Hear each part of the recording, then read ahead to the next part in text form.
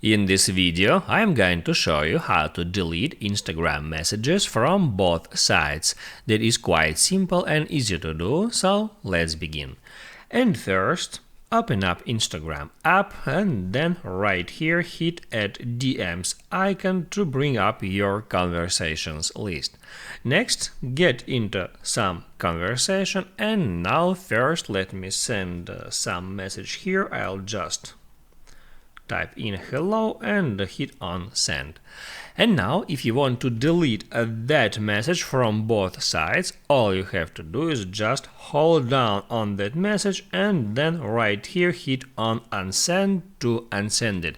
If you can see unsend option right here at that toolbar, just hit add more and you may find it right here. So now I can hit on cancel, hold down again, hit on unsend, and that's it. I hope this video helps you guys, so don't forget to like and subscribe.